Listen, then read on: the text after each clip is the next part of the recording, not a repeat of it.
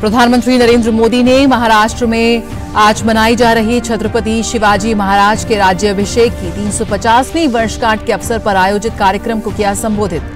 प्रधानमंत्री ने कहा, छत्रपति शिवाजी महाराज ने गुलामी की मानसिकता को खत्म किया।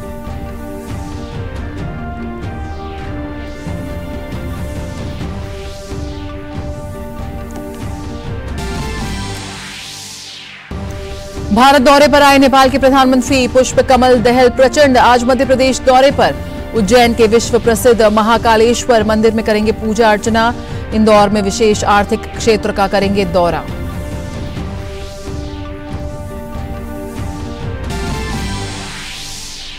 जम्मू कश्मीर के राजौरी सेक्टर में सुरक्षा बलों ने मुठभेड़ में एक आतंकी को किया ढेर।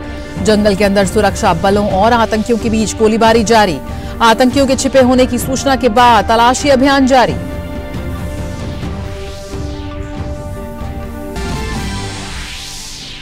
दक्षिण अफ्रीका के केप टाउन में चल रही ब्रिक्स विदेश मंत्रियों की बैठक का आज दूसरा दिन। विदेश मंत्री डॉक्टर एस जयशंकर आज भी बैठक में होंगे शामिल।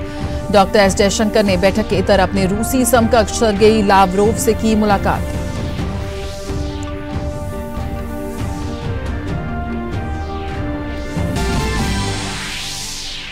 मध्य प्रदेश के अमरकंटक में चल रहे 2 दिवसीय Y20 परामर्श का आज अंतिम दिन।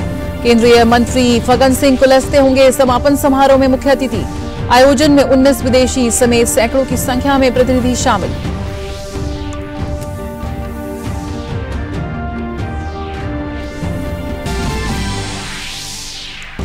खेल की खबरों में खेलो इंडिया यूनिवर्सिटी गेम्स में पंजाब यूनिवर्सिटी ने दबदबा कायम रखते हुए पदक तालिका में शीर्ष स्थान रखा बरकरार। आज वेट लिफ्टिंग, मुक्केबाजी, बैडमिंटन, योगा और जूडो की स्पर्धाएं होंगी आयोजित।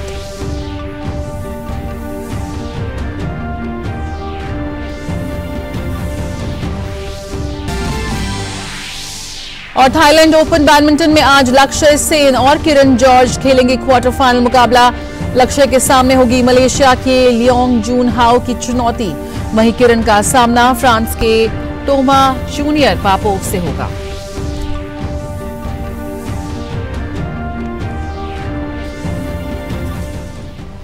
नमस्कार, समाचारों में आप सभी का बहुत स्वागत है। मैं हूं जया सिन्हा। शुरुआत करेंगे इस वक्त की अहम खबरों के साथ। महाराष्ट्र में आज छत्रपति शिवाजी महाराज के राज्याभिषेक की 350वीं वर्षगांठ मनाई जा रही है। राज्य सरकार ने रायगढ़ किले में सांस्कृतिक कार्यक्रम का आयोजन किया। प्रधानमंत्री नरेंद्र मोदी ने वीडियो संदेश के जरिए कार्यक्रम को संबोधित किया। प्रधानमंत्री ने कहा, छत्रपति शिवाजी महाराज ने गुलामी की मानसिकता को खत्म किया। छत्रपति शिवाजी महाराज के चरणों में कोटि कोटि नमन करते हुए प्रधानमंत्री नरेंद्र मोदी ने कहा, आज एक भारत श्रेष्ठ भारत के विजन में छत्रपति शिवाजी महाराज के विचारों का ही प्रतिबिंब देखा जा सकता है। साथ ही पीएम मोदी ने कहा, छत्रपति शिवाजी महाराज का राज्याभिषेक दिवस नई चेतना, नई ऊर्जा लेकर आया है। छत्रपति शिवाजी महाराज का राज्याभिषेक उस कालखंड का एक अद्भुत और विशिष्ट अध्याय है। छत्रपति शिवाजी महाराज का राज्याभिषेक 350 साल पहले के उस कालखंड का एक अद्भुत और विशिष्ट अध्याय है। इतिहास के उस अध्याय से निकली स्वराज, सुशासन और समृद्धि की महान गाथाएं हमें आज भी प्रेरित करती हैं। राष्ट्र कल्याण और लोक कल्याण उनकी शासन व्यवस्था के मूल तत्व रहे हैं। मैं छत्रपति शिवाजी महाराज के चरणों में कोटि कोटि नमन करता हूं। संघ प्रमुख मोहन भागवत नागपुर में आयोजित शिवाजी महाराज के 350वें राज्याभिषेक शिव राज्याभिषेक समारोह में शामिल हुए। राज्य में शिव राज्याभिषेक उत्सव धूमधाम से मनाया जा रहा है।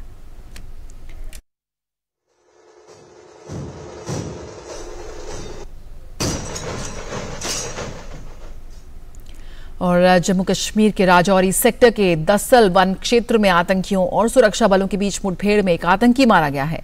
जंगल के अंदर सुरक्षा बलों और आतंकियों के बीच गोलीबारी जारी है। दरअसल इलाके में आतंकियों के छिपे होने की सूचना के बाद सुरक्षा बलों ने तलाशी अभियान चलाया। भारत की आधिकारिक यात्रा पर आए नेपाल के प्रधानमंत्री पुष्प कमल दहल प्रचंड आज मध्य प्रदेश के दौरे पर रहेंगे। पुष्प कमल का उज्जैन के महाकालेश्वर मंदिर में पूजा अर्चना करने का कार्यक्रम है। इसके साथ ही वे इंदौर में विशेष आर्थिक क्षेत्र का दौरा भी करेंगे। मध्य प्रदेश के राज्यपाल मंगूभाई पटेल पुष्प कमल दहल प्रचंड की अगवानी करेंगे। इससे पहले कल दहल ने नई दिल्ली स्थित हैदराबाद हाउस में प्रधानमंत्री मोदी के साथ प्रतिनिधिमंडल स्तरीय द्विपक्षीय वार्ता की थी। दोनों देशों के बीच व्यापार और ऊर्जा सहित कई क्षेत्रों में कुल 7 समझौतों पर हस्ताक्षर हुए। दक्षिण अफ्रीका के केप टाउन में चल रही ब्रिक्स विदेश मंत्रियों की बैठक का आज दूसरा दिन है। केप टाउन में मौजूद विदेश मंत्री डॉक्टर एस जयशंकर आज भी बैठक में शामिल होंगे। इससे पहले कल ब्रिक्स देशों के विदेश मंत्रियों की बैठक में अपने शुरुआती संबोधन में एस जयशंकर ने आतंकवाद को अंतर्राष्ट्रीय शांति और सुरक्षा के लिए बड़े खतरों में से एक बताया। उन्होंने कहा कि सभी देशों को आतंकवाद के वित्तपोषण और प्रचार के खिलाफ सख्त कदम उठाने चाहिए। जयशंकर ने यह भी कहा कि आतंकवाद के सभी रूपों और अभिव्यक्तियों से मुकाबला किया जाना चाहिए और इसे किसी भी परिस्थिति में माफ नहीं किया जाना चाहिए।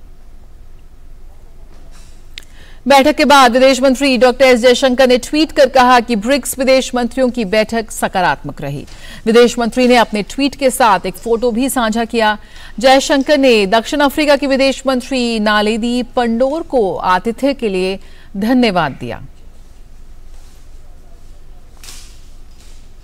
विदेश मंत्री एस जयशंकर ने केप टाउन में रूस के विदेश मंत्री सरगेई लावरोव से मुलाकात की।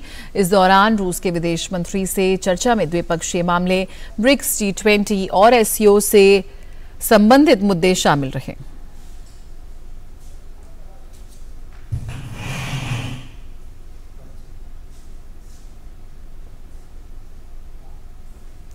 मध्य प्रदेश के अमरकंटक में चल रहे 2 दिवसीय Y20 परामर्श का आज अंतिम दिन है। केंद्रीय मंत्री फग्गन सिंह कुलस्ते समापन समारोह में मुख्य अतिथि होंगे। जलवायु परिवर्तन और आपदा जोखिम में कमी स्थायित्व को जीवन शैली विषय पर 2 दिन की Y20 बैठक कल शुरू हुई। केंद्रीय पर्यावरण और जलवायु परिवर्तन राज्य मंत्री अश्विनी चौबे ने उद्घाटन सत्र को संबोधित किया। अश्विनी चौबे ने उद्घाटन सत्र को संबोधित करते हुए कहा कि अगर भारत युवा देश के रूप में उभर रहा है तो युवाओं को भी भविष्य के बारे में सोचना चाहिए। उन्होंने कहा कि प्रकृति के संरक्षण के बारे में विचार करने के लिए अमरकंटक से बेहतर कोई स्थान नहीं हो सकता, क्योंकि यहाँ प्रकृति और संस्कृति दोनों मिलते हैं। इस परामर्श बैठक में 7 देशों के 19 प्रतिनिधि भाग ले रहे हैं, जो विभिन्न समूहों में कई विषयों पर अपने विचार प्रस्तुत कर रहे हैं। देश भर के 400 से अधिक प्रतिनिधि भी इस बैठक में शामिल हो रहे हैं। खबर मणिपुर से, जहां पर हालात तेजी से सामान्य हो रहे हैं। गृह मंत्री अमित शाह ने कल मणिपुर के लोगों को आश्वासन दिया था कि केंद्र सरकार राज्य की क्षेत्रीय अखंडता की मजबूती से रक्षा कर रही है। केंद्रीय मंत्री ने हाल की हिंसक घटना में मारे गए लोगों के लिए राहत पैकेज की भी घोषणा की थी। इसके साथ ही भीड़ के हमले में घायल हुए लोगों और प्रभावित परिवारों के लिए भी गृह मंत्रालय द्वारा बहुत जल्द राहत पैकेज की घोषणा की जाएगी।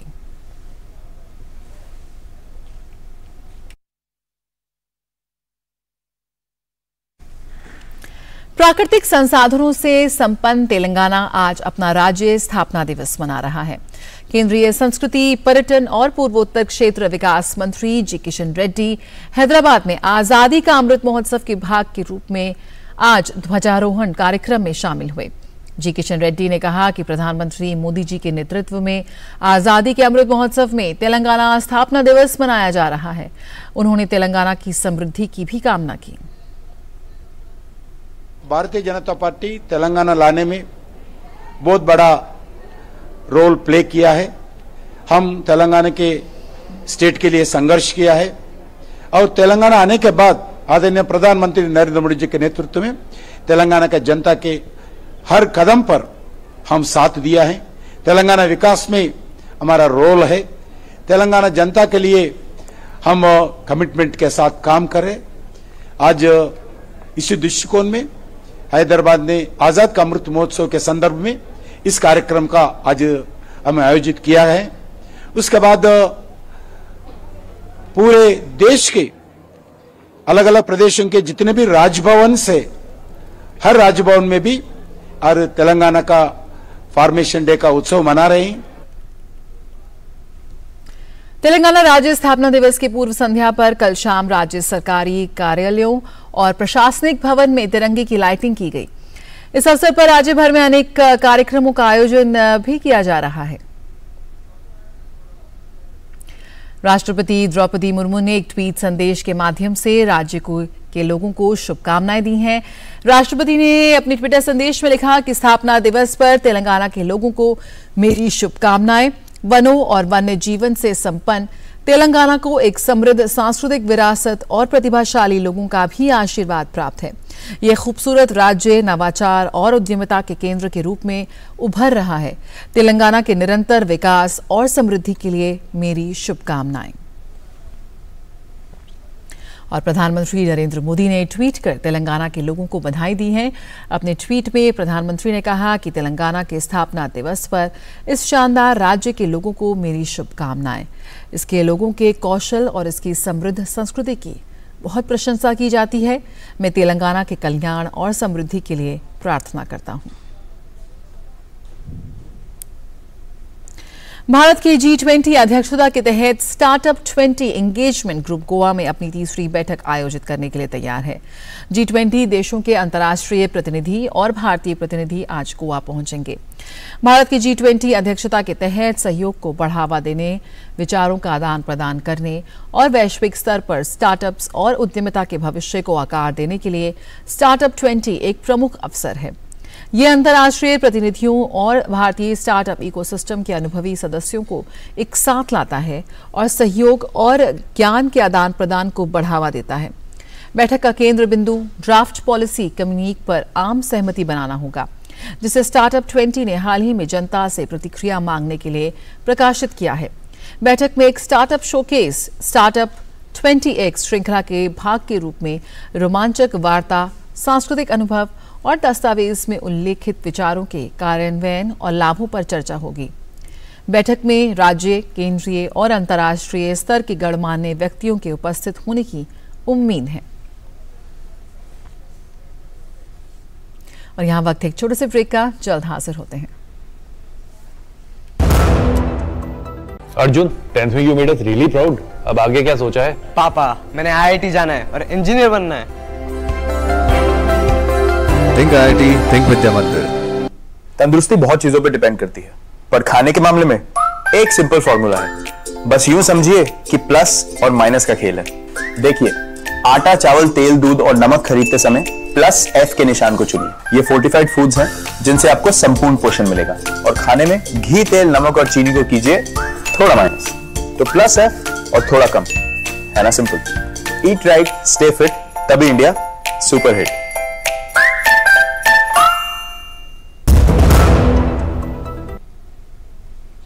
ब्रेक के बाद स्वागत है। प्रधानमंत्री मुद्रा योजना देश भर के युवाओं के लिए स्वरोजगार का एक प्रमुख साधन बन रही है। इस योजना का लाभ उठाकर स्वरोजगार स्थापित करने वाले युवा न केवल आत्मनिर्भर बन रहे हैं, बल्कि अन्य लोगों को भी रोजगार उपलब्ध करवा रहे हैं। इस योजना के तहत काफी कम औपचारिकताओं के साथ करीब 10 लाख रुपए का ऋण हासिल कर स्वरोजगार शुरू किया जा सकता है। योजना का लाभ लेकर हिमाचल प्रदेश के ऊना निवासी जीवन सैनी ने भी स्वरोजगार शुरू किया।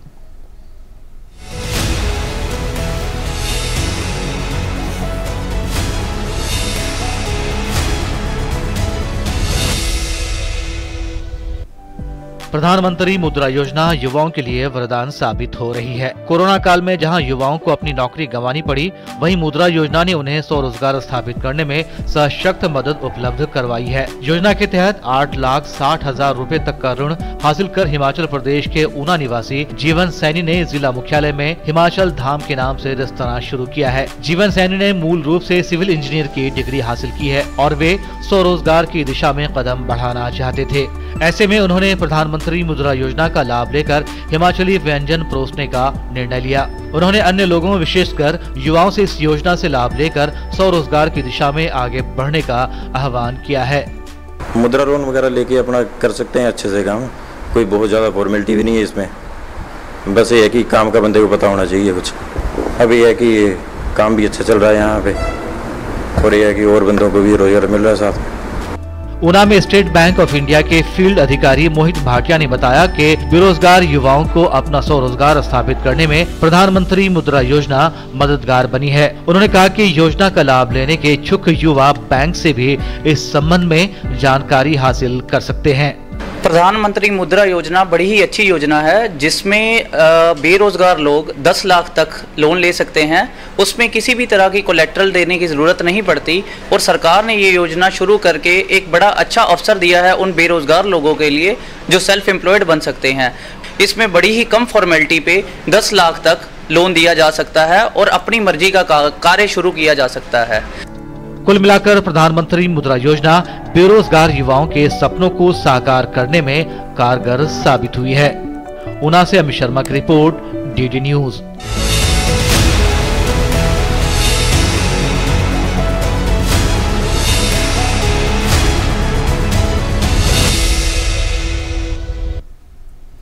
भारत का कृषि और कृषि यहाँ की संस्कृति का आधार रहे हैं। वैदिक कृषि पद्धति मुख्य रूप से देसी गाय पर आधारित रही है, जिसे पंचगव्य खेती कहते हैं। श्री कृष्णायन गौशाला उत्तराखंड की देसी गायों की सबसे बड़ी गौरक्षाशाला है, जहां गायों को गौशाला के विरक्त सन्यासी आश्रय देते हैं और उनकी देखभाल करते हैं। ये गौशाला भारतीय वैदिक कृषि परंपरा को बढ़ाते हुए देसी गौवंश पालन के जन जागरण अभियान को सफल बनाने में जुटी है। आइए देखते हैं खास रिपोर्ट। पश्चिमी उत्तर प्रदेश के बिजनौर के पास सबलगढ़ गांव है, जहां पर 50 एकड़ से भी ज्यादा क्षेत्र में ऑर्गेनिक खेती की जाती है और इस देशी खेती की जिम्मेदारी जो है वही कृष्णायन देसी गौरक्षाशाला के सन्यासी द्वारा की जाती है। उनकी कड़ी मेहनत और समर्पण जो समाज में एक व्यक्ति के विकास के लिए, उसके शारीरिक और मानसिक क्षमता और ऊर्जावान बनाने के लिए उनका यह समर्पण बहुत ही सराहनीय है। कृषिर्धन्या कृषिर्मेध्या जंतुनाम जीवनम कृषि, अर्थात कृषि संपत्ति और मेधा प्रदान करती है तथा कृषि ही मानव जीवन का आधार है। भारतीय ऋषि कृषि देसी गाय पर आधारित कृषि व्यवस्था है। देसी गाय के गोबर, गोमूत्र, घी, दूध और दही उर्वरक क्षमता बढ़ाती है। देसी गाय के 1 ग्राम गोबर में 300 से 500 करोड़ तक जीवाणु होते हैं, जो मिट्टी की क्वालिटी, उसकी उत्पादकता की रक्षा करते हैं। वैदिक कालीन कृषि पारंपरिक कृषि विद्या है, जिसमें जैविक खादों के समुचित प्रयोग के साथ खगोलीय पिंडों, विशेषकर चंद्रमा की परिभ्रमण के आधार पर कृषि क्रियाओं को संचालित किया जाता है। प्राचीन पद्धति के अनुसार अगर चंद्र चरण के अनुसार फसलों की बुआई करें तो अच्छी उपज मिलती है, जिसका मानव जीवन पर ज्योतिषीय तथा मानसिक प्रभाव पड़ता है। प्राचीन कृषि की विभिन्न विधाओं जैसे वैदिक खेती, अग्निहोत्र कृषि, प्राकृतिक खेती भारतीय ऋषि मुनियों द्वारा अथक प्रयास से विकसित किया गया था और ये बताया गया था कि जिस तरह से मनुष्यों के विभिन्न कार्यों के लिए पांचांग की आवश्यकता है, ठीक उसी तरह से फसलों की भी पांचांग होते हैं, जिसकी सहायता से किसान को अपनी कृषि क्रियाओं को संचालन करनी चाहिए, क्योंकि अनाज मानव के शरीर और मन को प्रभावित करता है। भारत को और भी अधिक समृद्ध विकसित बनाना है तो अपनी वैदिक संस्कृति और संस्कार को समझना आवश्यक है। पूरे समाज के लोगों को कहना चाहते हैं कि जो हमारे वैदिक परंपरा है, जो ऋषियों ने कृषि के माध्यम से हमें मौलिक मूलभूत स्वरूप है उसको स्थापित करने की आवश्यकता है। जैसे अभी कोविड आया तो उसमें हम लोग तुलसी का अर्क पी करके इम्यूनिटी पावर को बढ़ाए, एलोवेरा का रस पी करके इम्यूनिटी को बढ़ाए। आप जब तक देसी परंपरा को लागू नहीं करेंगे, अपने घर में तुलसी, शंख, चक्र, गदा और गौ आपके घर में यदि है तो आप समाज में सबसे समृद्ध व्यक्ति के रूप में आने वाले समय में आप गिने जाएंगे, माने जाएंगे। वैदिक विज्ञान में कृषि की संकल्पना एक चक्र के रूप में दिखाई गई है। इस चक्र में भूमि, पशु और मनुष्य तीनों एक दूसरे के पूरक के रूप में कार्य करते थे और इन तीनों से यह कृषि चक्र पूरा होता था। इस चक्र में मनुष्य पशु का पालन करता था, पशु भूमि का पालन करते थे और वह भूमि मनुष्य का पालन करती थी। हमारे ऋषि मुनि वनस्पति विज्ञान के बहुत बड़े जानकार थे, इसलिए ऋषि कृषि में पौधों की दिशा उत्तर दक्षिण रखी जाती थी। इस विधि से पौधा अधिक समय तक मिलता रहे। इस विधि से पौधारोपण से कीट लगने की संभावना भी कम हो जाती है तथा फसल उत्पादन में बढ़ोतरी होती है।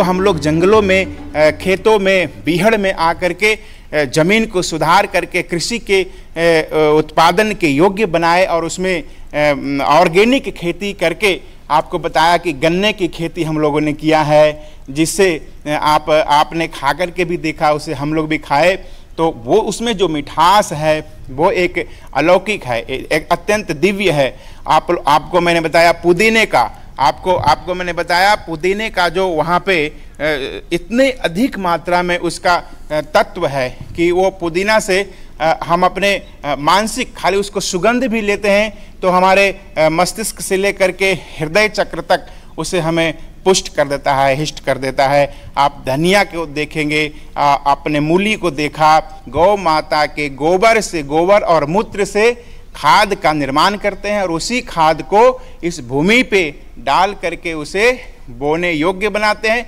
और फिर उसी में बीज डाल करके खेती का हम लोग स्वरूप प्रदान करते हैं जिसमें फल को प्राप्ति होती है। वर्तमान में अग्निहोत्र कृषि पद्धति को अपनाया जा रहा है, जिसमें यज्ञ की विशिष्ट प्रक्रिया होती है। सूर्य की पहली किरण के साथ देसी घी का हवन विशिष्ट यज्ञ पात्र में जलती गोबर के कंडे में दी जाती है, जिसके द्वारा वायुमंडल और वातावरण में प्रकृति की स्वाभाविक शक्तियाँ एवं मंत्र शक्ति से सूर्य और चंद्रमा से प्राप्त होने वाली उच्च ब्रह्मांडीय ऊर्जा को ग्रहण किया जाता है और उसी यज्ञ भस्म का छिड़काव करने से भूमि की उर्वरक शक्ति में गुणात्मक सुधार होता है, जिससे मनुष्य, गौ और बीज के स्वास्थ्य पर सकारात्मक प्रभाव पड़ता है और कृषि उर्वरता का अद्भुत विकास होता है। रासायनिक उर्वरकों से मिट्टी को हो रहे नुकसान, मनुष्य में आ रही शारीरिक, मानसिक और वैचारिक गिरावट से अपने प्राचीन कृषि विज्ञान को फिर से स्थापित करने की आवश्यकता हो गई है।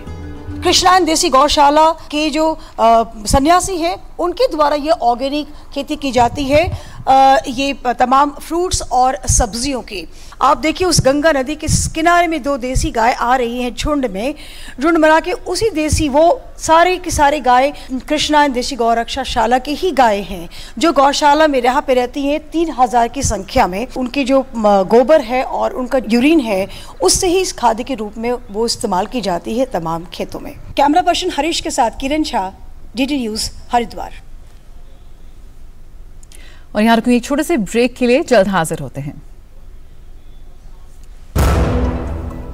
अर्जुन, 10th में you made us really proud. अब आगे क्या सोचा है? पापा, मैंने IIT जाना है और इंजीनियर बनना है।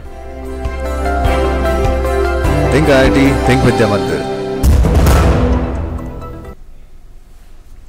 अमेरिका के राष्ट्रपति जो बाइडेन ने कहा है कि स्वीडन जल्द ही नाटो में शामिल हो जाएगा। उन्होंने स्वीडन को सैन्य गठबंधन नाटो में शामिल करने के लिए तुर्की और हंगरी के विरोध को दूर करने का संकेत दिया है।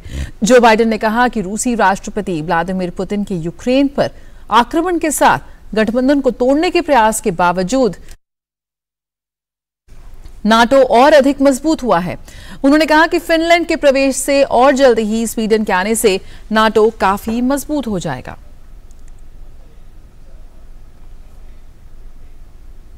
रूस ने यूक्रेन की राजधानी कीव पर एक बार फिर मिसाइल हमले किए हैं।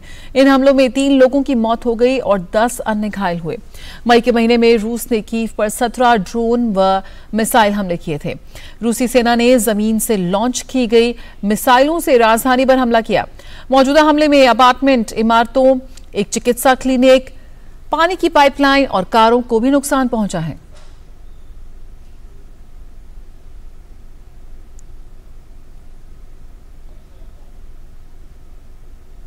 यूक्रेन के जनरल स्टाफ ने बताया कि वायुसेना ने रूसी सेना द्वारा हमले में इस्तेमाल 10 मिसाइलों को रोक दिया। इन मिसाइलों की पहचान कम दूरी की इस्कंदर, क्रूज और बैलिस्टिक मिसाइलों के रूप में की गई है। यूक्रेन की हवाई रक्षा प्रणाली रूसी ड्रोन और मिसाइलों के हमलों को नाकाम करने में अधिक प्रभावी साबित हो रही है, लेकिन इमारतों में रूसी हथियारों का मलबा गिरने से जान माल का नुकसान हुआ है।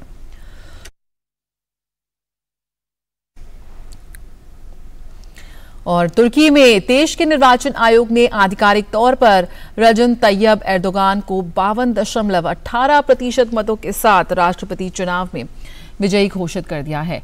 28 मई को राष्ट्रपति चुनाव के दूसरे दौर में कुल 5,20,93,375 मतदाताओं ने तुर्की में वोट डाले थे। एर्दोगान के खिलाफ तुर्की के विपक्षी गुट के 74 वर्षीय केमल किलिकाडारोग्लू ने राष्ट्रपति पद का चुनाव लड़ा था। एर्दोगान शनिवार को संसद में शपथ लेंगे और फिर अपने नए मंत्रिमंडल की घोषणा करेंगे।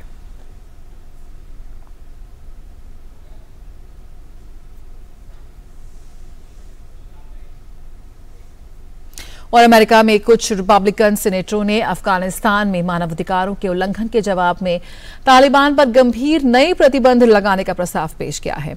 विधेयक के अनुसार राष्ट्रपति जो बाइडेन को आतंकवाद, मादक पदार्थों की तस्करी और महिलाओं के अधिकारों के उल्लंघन के लिए तालिबान पर प्रतिबंध लगाने चाहिए। रिपोर्ट में यह भी कहा गया कि तालिबान की स्वामित्व वाली संपत्ति से जुड़े सभी लेन देन अवरुद्ध और गैर कानूनी होंगे और किसी भी वीजा या अन्य प्रवेश अनुमति दस्तावेजों को अमान्य कर दिया जाएगा। अमेरिका ने सूडान में हिंसा को बढ़ावा देने वालों के खिलाफ प्रतिबंध लगा दिया है। अमेरिका का दावा है कि लड़ाई में शामिल पक्ष संघर्ष विराम समझौते का पालन करने में विफल रहे हैं।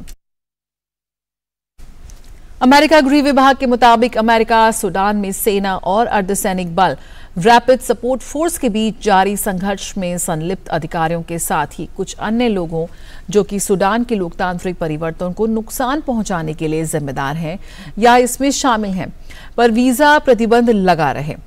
सूडान की सेना ने बुधवार को कहा था कि उसने देश पर नियंत्रण को लेकर अर्धसैनिक बलों के साथ हफ्तों से जारी संघर्ष को रोकने के लिए हो रही वार्ता निलंबित कर दी है। गौरतलब है कि सूडान के दोनों पक्षों के बीच शांति वार्ता कराने के लिए अमेरिका और सऊदी अरब मध्यस्थता कर रहे थे। पाकिस्तान की वार्षिक मुद्रास्फीति मई में सालाना आधार पर रिकॉर्ड 37.97% पर पहुंच गई है। पाकिस्तान वर्तमान में एक बड़े राजनीतिक और आर्थिक संकट का सामना कर रहा है।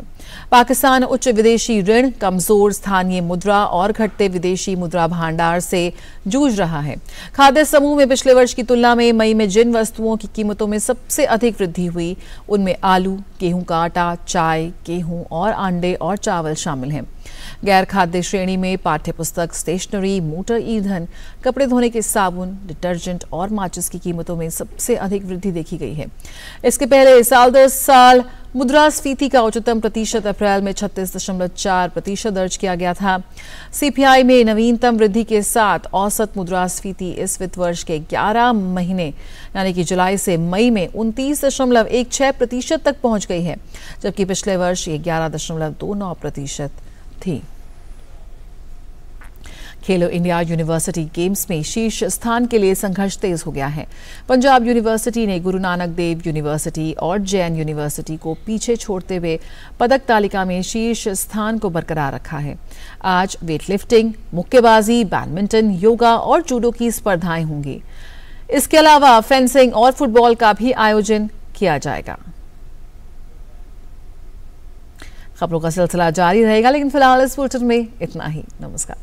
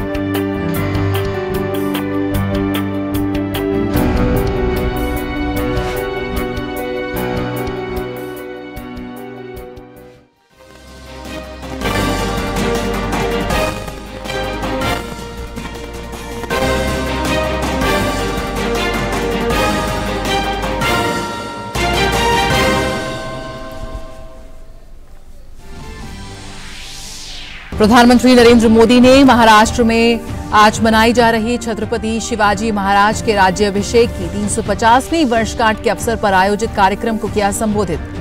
प्रधानमंत्री ने कहा, छत्रपति शिवाजी महाराज ने गुलामी की मानसिकता को खत्म किया।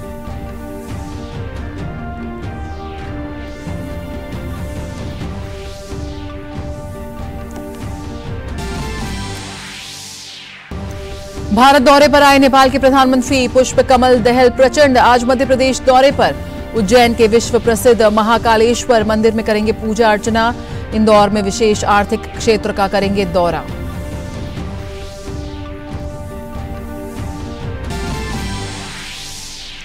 जम्मू कश्मीर के राजौरी सेक्टर में सुरक्षा बलों ने मुठभेड़ में एक आतंकी को किया ढेर। जंगल के अंदर सुरक्षा बलों और आतंकियों के बीच गोलीबारी जारी। आतंकियों के छिपे होने की सूचना के बाद तलाशी अभियान जारी।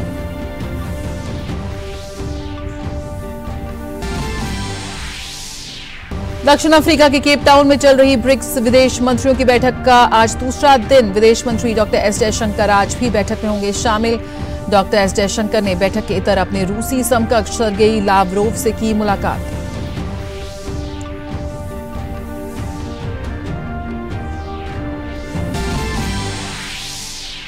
मध्य प्रदेश के अमरकंटक में चल रहे 2 दिवसीय Y20 परामर्श का आज अंतिम दिन। केंद्रीय मंत्री फग्गन सिंह कुलस्ते होंगे समापन समारोह में मुख्य अतिथि। आयोजन में 19 विदेशी समेत सैकड़ों की संख्या में प्रतिनिधि शामिल।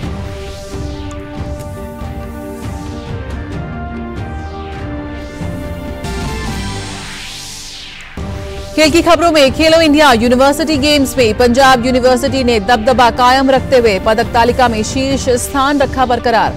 आज वेट लिफ्टिंग, मुक्केबाजी, बैडमिंटन, योगा और जूडो की स्पर्धाएं होंगी आयोजित।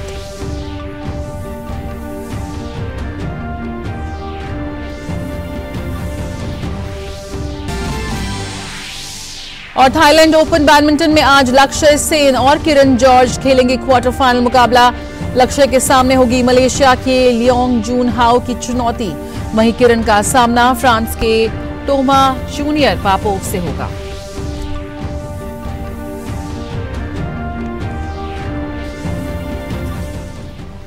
नमस्कार, समाचारों में आप सभी का बहुत स्वागत है। मैं हूं जया सिन्हा। शुरुआत करेंगे इस वक्त की अहम खबरों के साथ। महाराष्ट्र में आज छत्रपति शिवाजी महाराज के राज्याभिषेक की 350वीं वर्षगांठ मनाई जा रही है। राज्य सरकार ने रायगढ़ किले में सांस्कृतिक कार्यक्रम का आयोजन किया। प्रधानमंत्री नरेंद्र मोदी ने वीडियो संदेश के जरिए कार्यक्रम को संबोधित किया। प्रधानमंत्री ने कहा, छत्रपति शिवाजी महाराज ने गुलामी की मानसिकता को खत्म किया। छत्रपति शिवाजी महाराज के चरणों में कोटि कोटि नमन करते हुए प्रधानमंत्री नरेंद्र मोदी ने कहा, आज एक भारत श्रेष्ठ भारत के विजन में छत्रपति शिवाजी महाराज के विचारों का ही प्रतिबिंब देखा जा सकता है। साथ ही पीएम मोदी ने कहा, छत्रपति शिवाजी महाराज का राज्याभिषेक दिवस नई चेतना, नई ऊर्जा लेकर आया है। छत्रपति शिवाजी महाराज का राज्याभिषेक उस कालखंड का एक अद्भुत और विशिष्ट अध्याय है। छत्रपति शिवाजी महाराज का राज्याभिषेक 350 साल पहले के उस कालखंड का एक अद्भुत और विशिष्ट अध्याय है। इतिहास के उस अध्याय से निकली स्वराज, सुशासन और समृद्धि की महान गाथाएं हमें आज भी प्रेरित करती हैं। राष्ट्र कल्याण और लोक कल्याण उनकी शासन व्यवस्था के मूल तत्व रहे हैं। मैं छत्रपति शिवाजी महाराज के चरणों में कोटि कोटि नमन करता हूं। संघ प्रमुख मोहन भागवत नागपुर में आयोजित शिवाजी महाराज के 350वें राज्याभिषेक शिव राज्याभिषेक समारोह में शामिल हुए। राज्य में शिव राज्याभिषेक उत्सव धूमधाम से मनाया जा रहा है।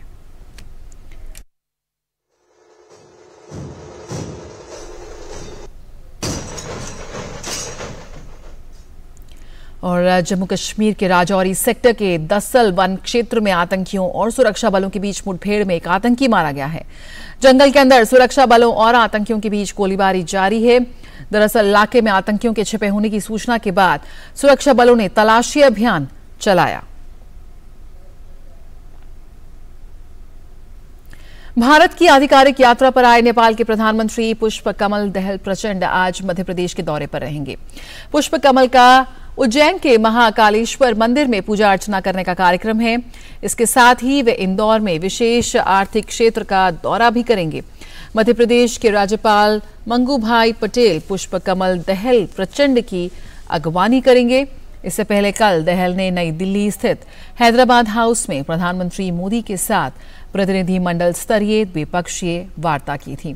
दोनों देशों के बीच व्यापार और ऊर्जा सहित कई क्षेत्रों में कुल 7 समझौतों पर हस्ताक्षर हुए। दक्षिण अफ्रीका के केप टाउन में चल रही ब्रिक्स विदेश मंत्रियों की बैठक का आज दूसरा दिन है। केप टाउन में मौजूद विदेश मंत्री डॉक्टर एस जयशंकर आज भी बैठक में शामिल होंगे। इससे पहले कल ब्रिक्स देशों के विदेश मंत्रियों की बैठक में अपने शुरुआती संबोधन में एस जयशंकर ने आतंकवाद को अंतर्राष्ट्रीय शांति और सुरक्षा के लिए बड़े खतरों में से एक बताया। उन्होंने कहा कि सभी देशों को आतंकवाद के वित्तपोषण और प्रचार के खिलाफ सख्त कदम उठाने चाहिए। जयशंकर ने यह भी कहा कि आतंकवाद के सभी रूपों और अभिव्यक्तियों से मुकाबला किया जाना चाहिए और इसे किसी भी परिस्थिति में माफ नहीं किया जाना चाहिए। बैठक के बाद विदेश मंत्री डॉक्टर एस जयशंकर ने ट्वीट कर कहा कि ब्रिक्स विदेश मंत्रियों की बैठक सकारात्मक रही। विदेश मंत्री ने अपने ट्वीट के साथ एक फोटो भी साझा किया। जयशंकर ने दक्षिण अफ्रीका के विदेश मंत्री नालेदी पंडोर को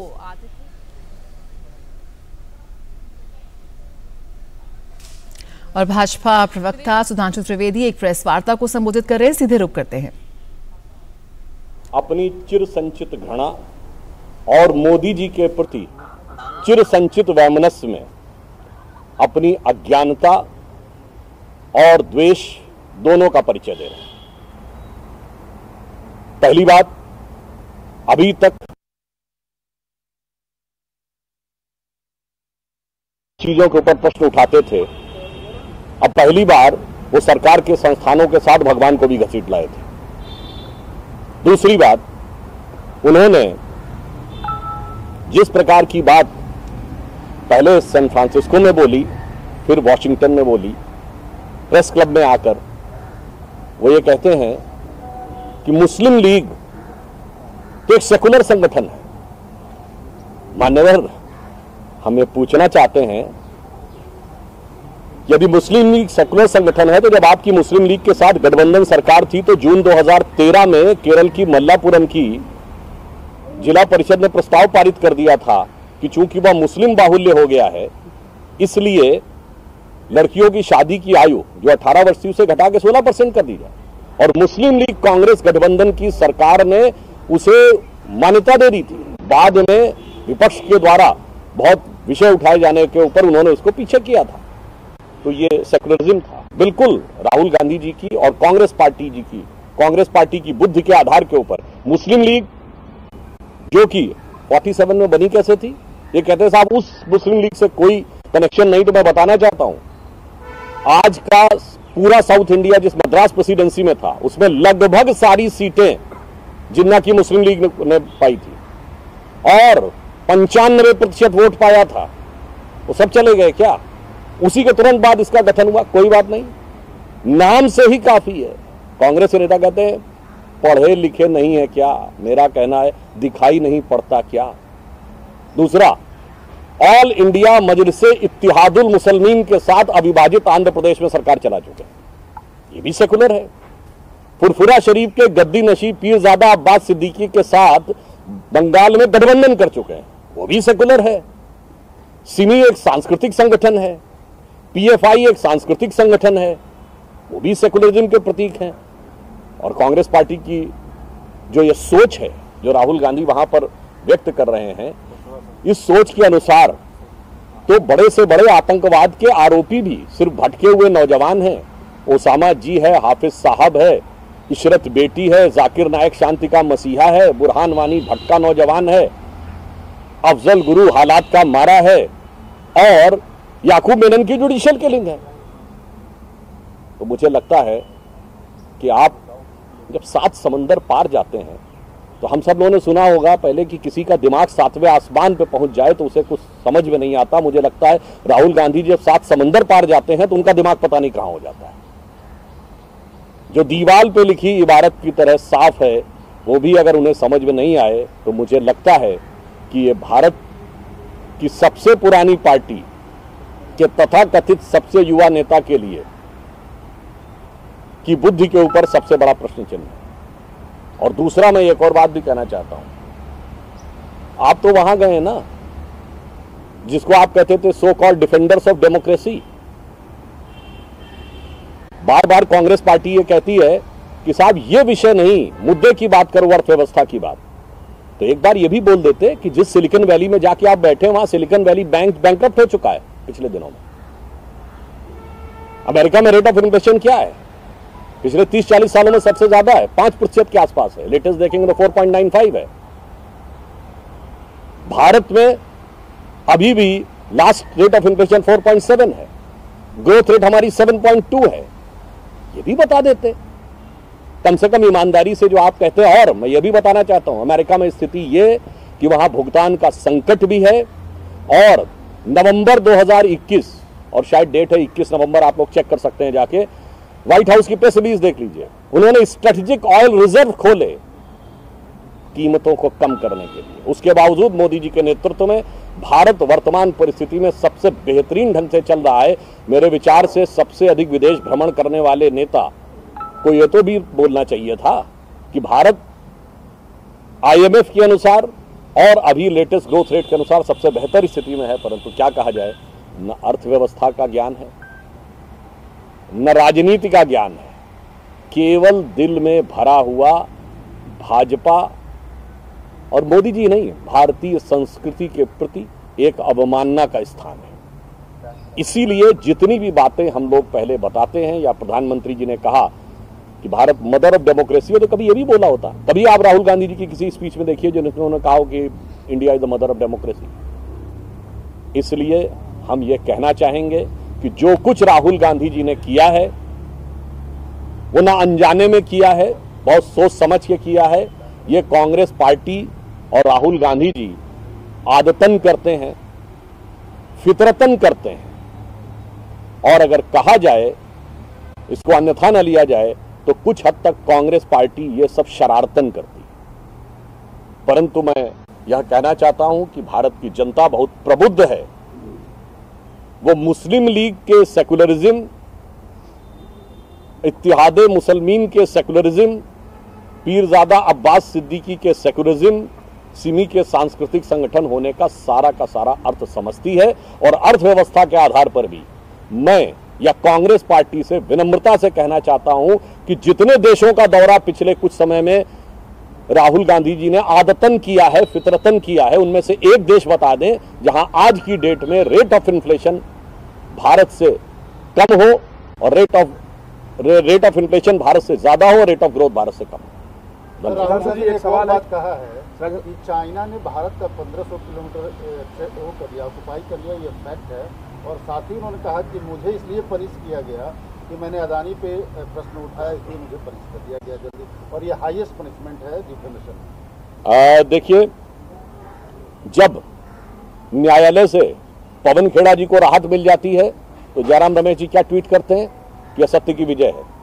राहुल गांधी जी को राहत नहीं मिलती है तो लोकतंत्र खतरे में है। अभी सर्वोच्च न्यायालय के 2 निर्णय आए पिछले हफ्ते, जिसमें कांग्रेस पार्टी का यह दावा था कि वो उनके पक्ष में रहे, तो न्यायालय ठीक है। राहुल गांधी जी पे सजा हो जाए तो न्यायालय खराब है। अगर आप चुनाव जीत जाते हैं तो लोकतंत्र खतरे में नहीं है। आप कर्नाटक जीत गए तो चुनाव आयोग भी सही है, ईवीएम भी सही है। आप उत्तर प्रदेश और गुजरात बैडली हार गए तो चुनाव आयोग पर भी प्रश्न चिन्ह है। और इस पे तो मैं सिर्फ उनसे कहना चाहूंगा कि बेहतर होगा कि वो उस पुराने दोहे को याद करें कि बुरा जो देखन मैं चला, बुरा न मिलिया कोई, जो दिल खोजूं आपना, मुझसे बुरा न कोई।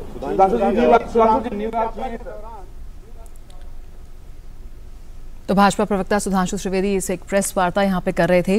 कांग्रेस के पूर्व अध्यक्ष राहुल गांधी हाल ही में अमेरिका गए थे और वहां वॉशिंगटन में आयोजित एक कार्यक्रम में उनसे तमाम सवाल पूछे गए और एक बार फिर यहां पर वो तमाम विवादास्पद बातों पर अपनी राय देते नजर आए। इस पर सुधांशु त्रिवेदी ने कहा है कि किस तरह से वो लगातार विदेशी ज़मीन पर जाकर भारत का अपमान करते हैं, ये सब वो जानबूझकर करते हैं, सोच समझ कर करते हैं। और भी तमाम बातें उन्होंने कही और सवाल उठाए राहुल गांधी के इस गैर जिम्मेदाराना वक्तव्य कर। और खबरों में आगे बढ़ते हैं। जमीनी स्तर पर अपने प्रयासों से सामाजिक बदलाव ला रहे देश के सामान्य जन, जिन्हें पद्म पुरस्कार प्रदान किया गया है, ऐसे विशेष लोगों के बारे में हम और आप कम ही जानते हैं। इनके जीवन संघर्षों को देशवासियों तक पहुंचाने के लिए डीडी न्यूज ने शुरू की है एक विशेष श्रृंखला, हमारे पद्म। आज हम आपको बता रहे हैं उड़ीसा के मंगुनी चरण कुंवर के बारे में, जो पिछले कई वर्षों से छड़ी कठपुतली की लुप्त होती कला को संरक्षित कर रहे हैं। मंगुनी चरण कुंवर इस कला को बढ़ावा देने के लिए कार्यशालाओं का भी आयोजन करते हैं।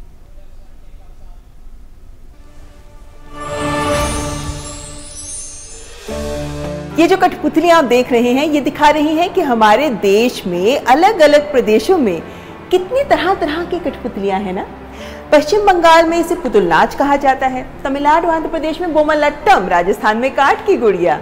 उसी तरह उड़ीसा में ये कहलाती हैं काठी कंढई नाच। एक पुरानी पुतुल परंपरा है ये, और इसे मंगुनी चरण कुंवर कई दशकों से आगे बढ़ा रहे हैं। वो नाटक भी तैयार करते हैं, नाटक के पात्र के तौर पर वो कितने ही 100 ऐसी कठपुतलियां तैयार कर चुके हैं। और ये छड़ी कठपुतली कला है जिसे वो आगे बढ़ा रहे हैं। जैसे यहाँ आप देख रहे हैं डोरी वाली कठपुतली। अलग कलाएं हैं, लेकिन इन कलाओं को हमें संरक्षित करना है। हमारी परंपराओं को प्रदर्शित करती है ना ये, और इसीलिए उनके इन प्रयासों के लिए मंगुनी चरण कुंवर ने प्राप्त किया है पद्मश्री का सम्मान।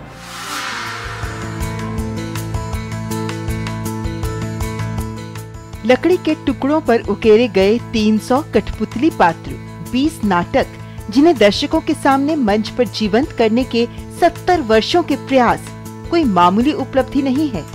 ओडिशा की इस पारंपरिक छड़ी कठपुतली कला को अपने जुनून समर्पण से सींचने वाले ओडिशा के क्योंझर जिले के 85 वर्षीय मंगुनी चरण कुंवर ने लुप्त हो रही कला काठी कंढई नाच को नया जीवन दिया है।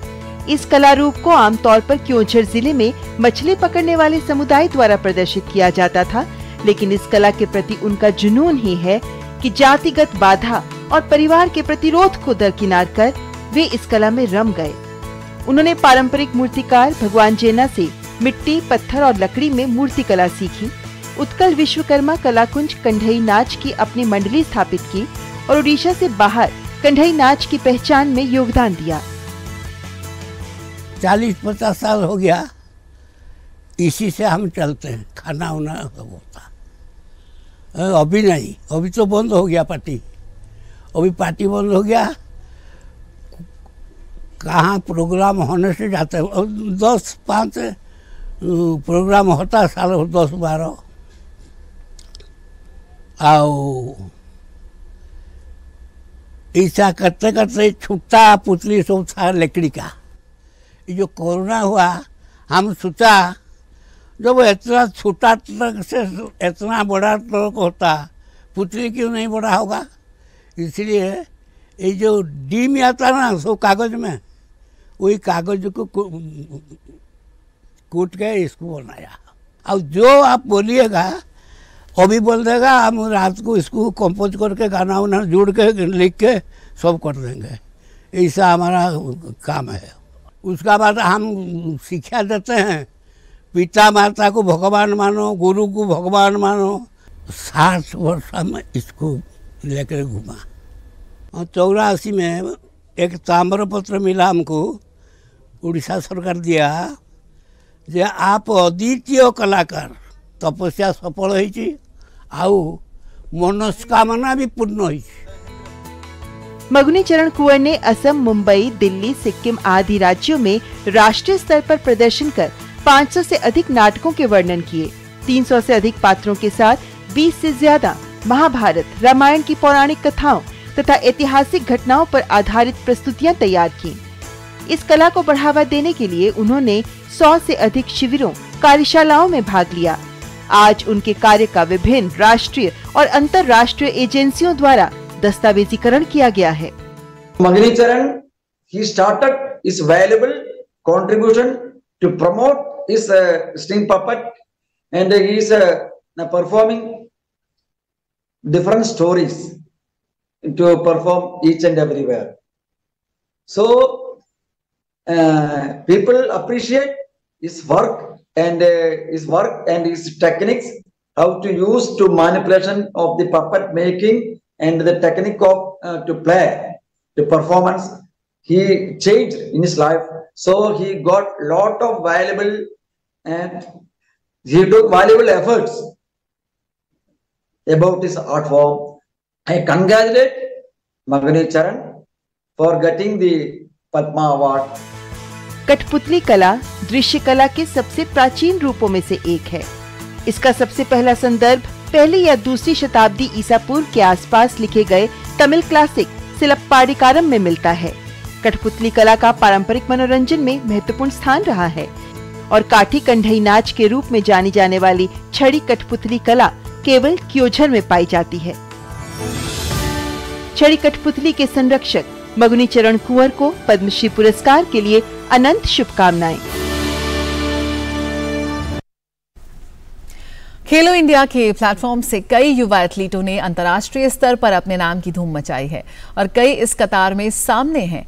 ऐसे ही एक खिलाड़ी वेट लिफ्टिंग में हैं जो कि केरल से आते हैं। इनका नाम है सौरभ और इनकी कहानी अपने आप में युवा एथलीटों के लिए एक प्रेरणा का स्रोत है।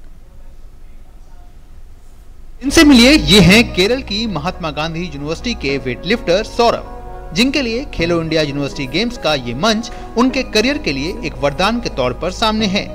सौरभ का ये दूसरा खेलो इंडिया यूनिवर्सिटी गेम्स है, जहां इस खिलाड़ी ने 61 किलोग्राम भार वर्ग में स्वर्ण पदक जीता। पिछले संस्करण में वो पदक जीतने से चूक गए थे, लेकिन इस बार पदक जीतने की खुशी उनके लिए काफी बड़ी रही। वैसे इस भारोत्तोलक की ये उपलब्धि इसलिए भी खास है क्योंकि उन्होंने केरल से उत्तर प्रदेश तक की यात्रा अकेले की। सौरभ के पिता पेशे से किसान हैं और उनके लिए अपने बेटे को यहाँ तक पहुँचाना आसान नहीं था, लेकिन खेलो इंडिया के प्लेटफॉर्म के मिलने से उनके बेटे को आगे बढ़ने की एक नई दिशा दिखी है। First of all, Khelo India is giving every players a chance to be on the media. अच्छी से अच्छा मीडिया कवरेज देता है खेलो इंडिया, तो इसलिए प्लेयर्स को एक बहुत अपॉर्चुनिटी मिलता है मीडिया आने का। इसके बाद प्लेयर्स को बहुत अच्छा तरह का स्पॉन्सरशिप मिलता है, तो वही एक फायदा है खेलो इंडिया का। वैसे देखा जाए तो केवल सौरभ ही नहीं बल्कि इनके जैसे कई अलग अलग खेलों से जुड़े एथलीटों को भी जहां एक और आर्थिक मोर्चे पर लाभ मिला है, वहीं अनुभव के तौर पर काफी कुछ सीखकर आगे बढ़ने की राह भी दिखाई दी है। तो जाहिर तौर पर खेलो इंडिया के प्लेटफॉर्म से ऐसी नई प्रतिभाएं जो हैं वो निकल करके सामने आ रही हैं और जिसको हमने देखा भी, बखूबी समझा भी इस कहानी के जरिए, और ये इस बात का भी मालूम चला कि किस तरह से जो एक संघर्ष की तस्वीर जो होती है वो इन युवाओं के अंदर होती है, लेकिन ये युवा जो है उस संघर्ष को पार कर इस मंच तक पहुंचने के लिए कितने ज़्यादा एक कहना चाहिए आतुर रहते हैं। कैमरामैन शुभम शर्मा के साथ मैं Gaurav Kumar, TD news, Greater Noida. और अब बात योग की। आजकल की इस भागदौड़ भरी जिंदगी में अक्सर लोग एंग्जाइटी से ग्रसित हो जाते हैं। आज के योग सूत्र में आचार्य प्रतिष्ठा बता रही हैं कि कैसे आप योग के माध्यम से एंग्जाइटी से छुटकारा पा सकते हैं।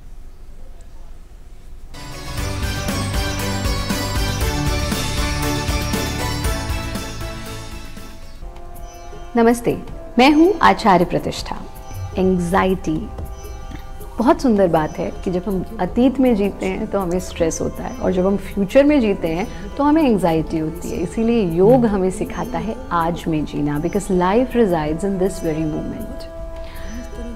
हमें नियमित योग साधना करके अपनी एंग्जाइटी से बाहर आना है। एंग्जाइटी कई और समस्याओं की जननी है, यानी एंग्जाइटी से पेट भी खराब हो जाता है, एंग्जाइटी से अनिद्रा की स्थिति भी हो जाती है, एंग्जाइटी से कभी कभी कुछ लोगों को फेशियल एंग्जाइटी भी होती है, यानी फेस का कोई एक हिस्सा अलग ढंग से कार्य करने लगता है या स्टिफ हो जाता है। बहुत सारी समस्याएं एंग्जाइटी के साथ आती हैं।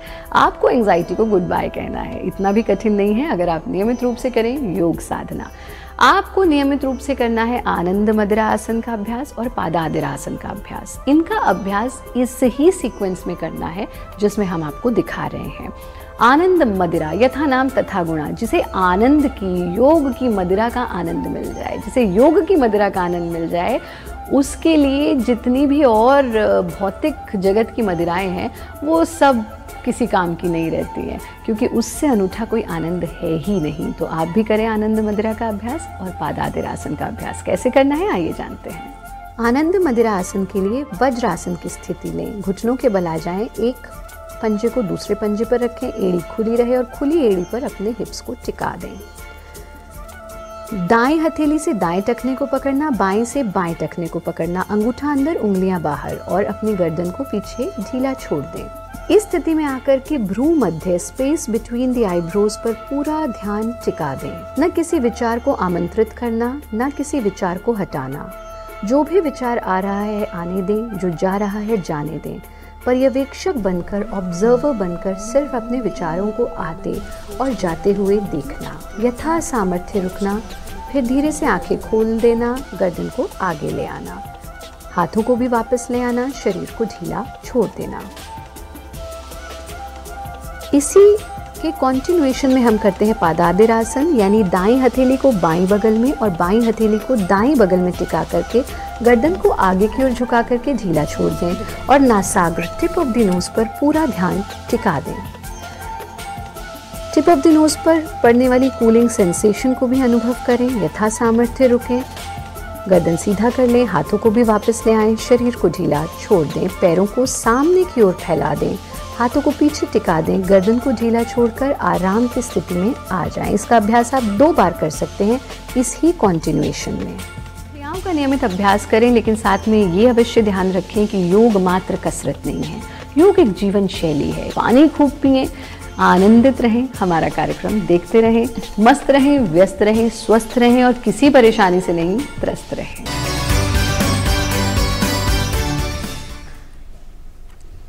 तो ज़रूर योग को अपनी दैनिक शैली, जीवन शैली में शामिल करें। खबरों का सिलसिला जारी रहेगा। फिलहाल मुझे दीजिए इजाज़त। नमस्कार।